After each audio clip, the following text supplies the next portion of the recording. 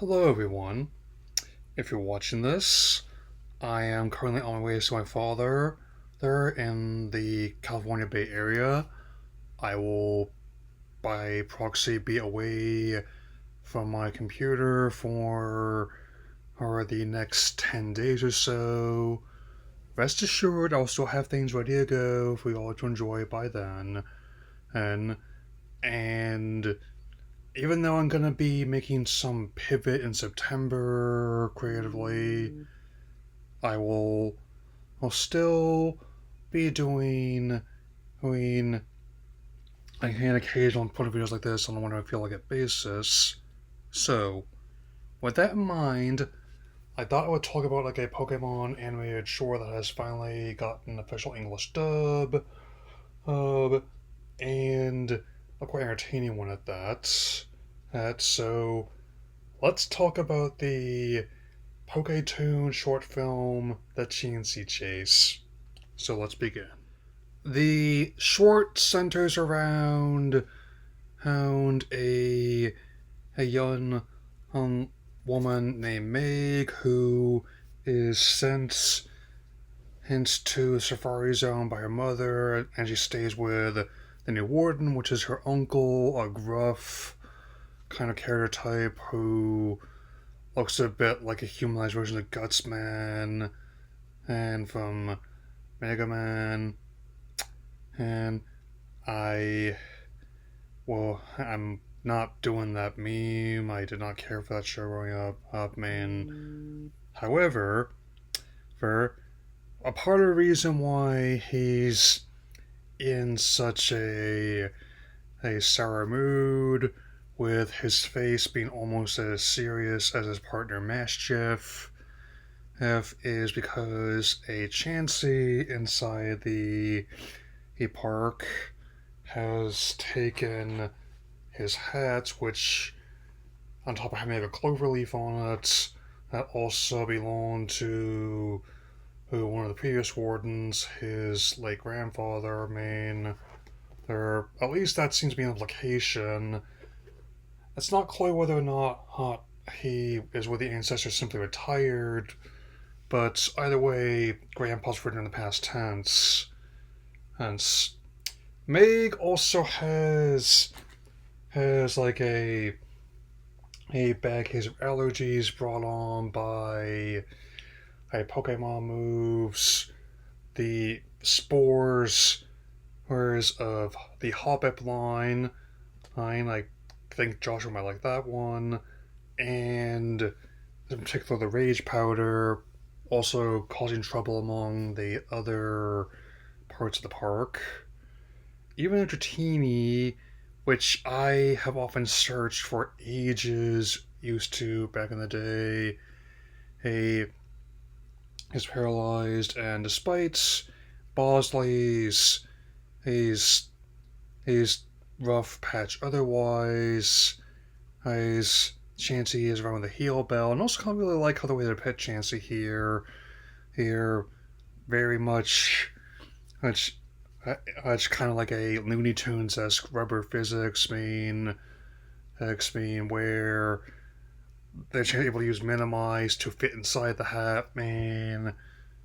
And also the way, even though the Safari Zone is as one would expect just outside Future City, he they have characters and Pokemon from more recent installments. I mean, there's like the Rich Boy, Ranger, her Nurse, and especially the Hiker resemble the variants introduced in more recent games. Like the Rich Boy looks like kind of one from X and Y, and the Omedic Hiker, her looks like the one from the Moon, especially. I mean, I'm obviously not against the idea of more legacy games coming to the eShop, especially as Winds and Waves not coming until 2027. But over time, I'm in the short, I really enjoy how Bosley and his niece Meg bond, and he does want to protect his niece, and doesn't really get why she's so cheery all the time. Megs, of course, is put out by a Bosley's acting and like such a stick in the mud, including the time that he fell over her taking a bad step. What a mess. Yes. And giving her a bandana to wear, her to keep out the pathogens. A novel concept, one might say. Hey. And also, through his own actions, it turns out like in terms of the barricades he put up in various parts of the park, actually have impacted airflow of the hoppip, who are so light they can ride on the wind and spread their spores around.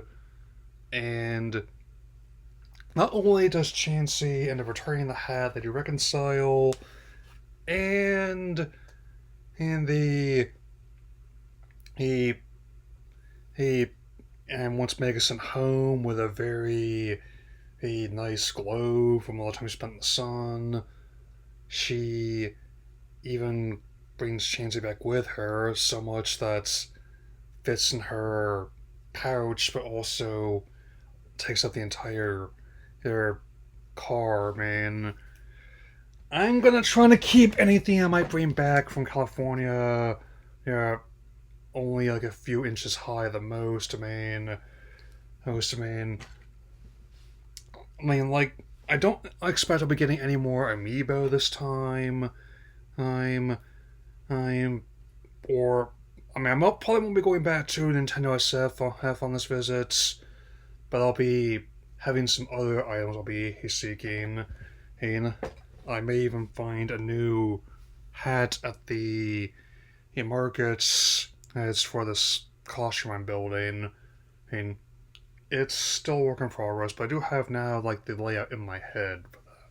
So, this short, like a lot of the other Toons, has presented a very interesting portrait of the franchise, and in a lot of respects, it is very family friendly, but I also think it understands what I would want out of Pokemon from this stage of my life and from my perspective better than Horizons does. Like how I don't need to have my characters looking so sweet that I feel like I need to have my blood glucose tested, or spending at least half the episode hemming and hawing about what they did with their Dream Ball, all, and not simply asking if they can be part of the crew.